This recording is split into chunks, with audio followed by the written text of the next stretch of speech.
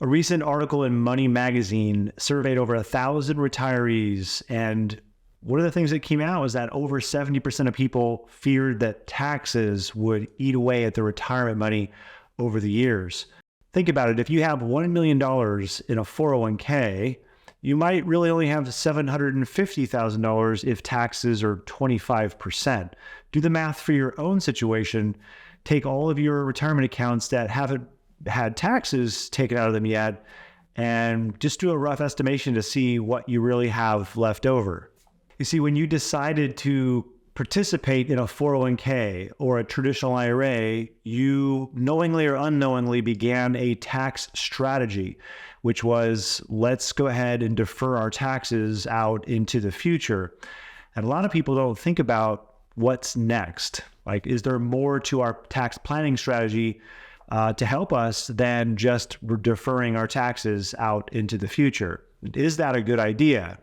So in this video, I'm going to talk about what those people from that survey were so worried about and what may be the next steps for your tax planning strategy. I'll give you 3 things. You see, there's a reason why people in the survey were worried. They worry because the future tax rate is unknown. However, the writing's sort of on the wall. We know that with the uncontrolled government spending, the only way to pay for that is increased taxes. As a retiree, you're on the hook for money that you earned when you were younger.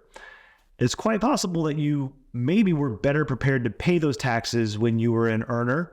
I don't know. Everybody's situation's unique. The other thing that retirees worry about in this survey is the public retirement system, is what the survey called it. It's also known as Social Security.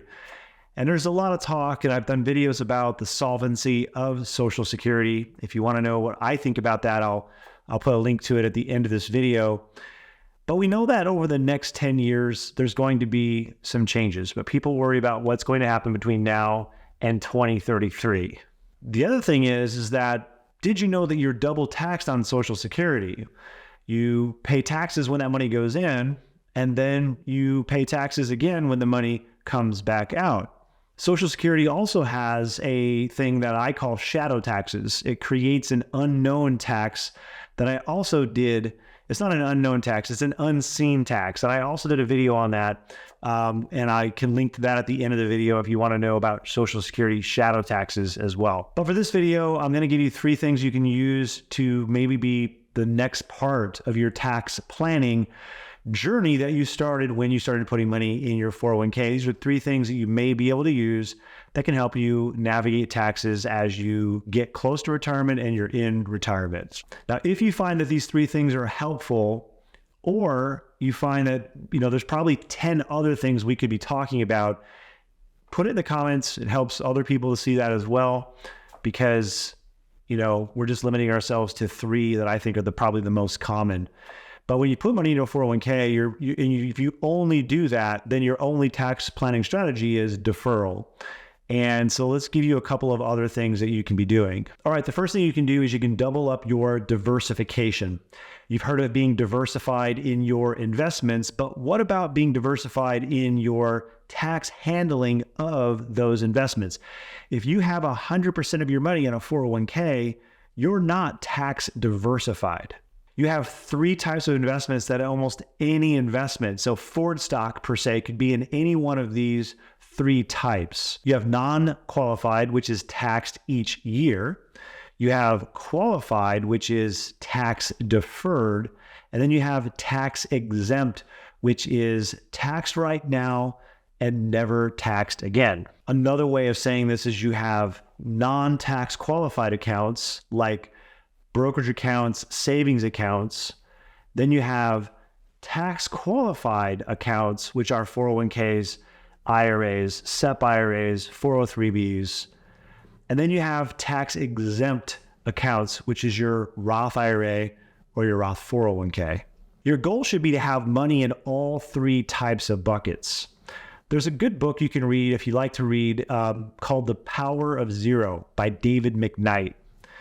It's about 100 pages. It's a quick read, and it talks about the benefits of fine-tuning your savings so that you can really reduce that tax bracket in the future.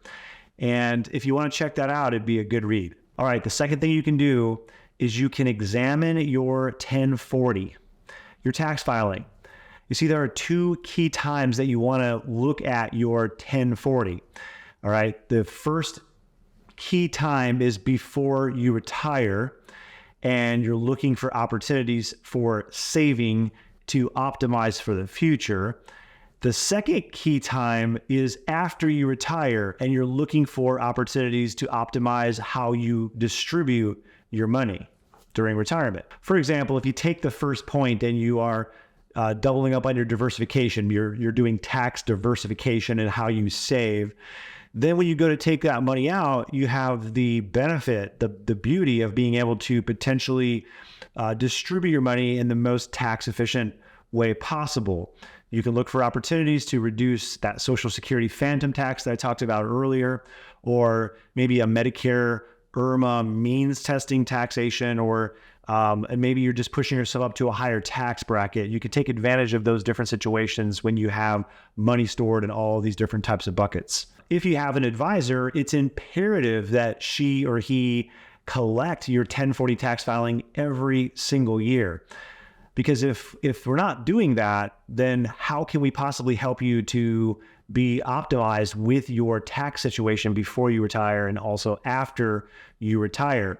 Here in our practice at Brindle and Bay, we collect that 1040 and we analyze it before people retire every single year, and then after they retire as well, because we don't want to cause unnecessary tax issues, but we also want to be able to help optimize how a person is spending. All right, the third thing you can do is you get to harvest tax gains from your non-qualified accounts. So your non-qualified accounts are taxed each year, but you could have some growth that happens that didn't get rebalanced. And you might have some opportunity there, and you should take advantage of every opportunity that you have. In fact, again, this is why it's important to know what your 1040 looks like, so that if those opportunities exist, you're able to take advantage of them. Let me show you what I mean. Okay, so we're looking at a hypothetical Timmy and Tammy example here of a tax filing. And we're going to pretend that they just retired. So you can see 0 wages for their tax scenario. Now, they may have a partial year. You may have a partial year. I'm just going to keep it simple and have no wages. And then let's pretend that they have a partial Social Security year because they just turned on Social Security. So maybe big picture, they're going to have more Social Security than $30,000, but let's just keep it simple and say that there's only about $30,000 in income. So again, this could look different for every single situation, but we want to see, what do wages look like? What do any IRA distributions look like? What do long-term capital gains, short-term capital gains look like, etc. And then we can create a tax horizon.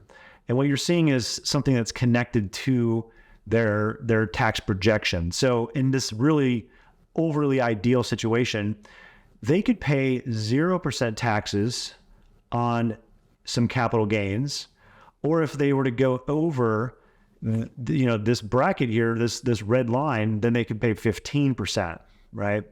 So let's pretend that they have a $150,000 account. So they had $100,000 in an account that grew $50,000. So that's what I mean when I say there are some gains. Well, they could choose to either spend this money, or they could rebalance it and increase their basis. And what I mean by that, and both of these things would be harvesting tax gains. So let's just say that they had $50,000 in gains, which we just saw in that image. So we could then harvest this, and it says we'd pay 0% taxes. So if we were to go over, if they had other accounts they were harvesting from, obviously we could, because there's such a low income, there's a lot of room. But in every different year, you might have a different amount of income and there may be a different amount of room, or 15% could turn into 20%. So this is why we want to pay attention to it. But you can see here, basically, you can either pull that money out and not pay any taxes on it in this scenario, or you could rebalance it and increase your basis to 150 from 100, and basically you just increase your basis without paying any taxes. So that's just reducing that future tax burden. So you're taking advantage of that. As you can see, financial planners need to be helping with optimizing for taxes before retirement and also after retirement. If you do any of these three things to extend your tax planning strategy beyond just deferring into the future, you'll probably improve your situation. So make sure you don't exclusively save in a 401k. Make sure you examine your tax filing every year, your 1040, and look for opportunities like harvesting tax gains. If you want to watch the video I did about Social Security phantom taxes, I'll make sure I link that right here. Hey everybody, thanks for watching. If you'd like to see the way that we help people to create calmness and clarity for their next chapter of life, take a look at us at brindleandbay.com. Again, thanks for watching the videos. Please remember to subscribe, hit that notification bell so that you are notified every time a new video comes out.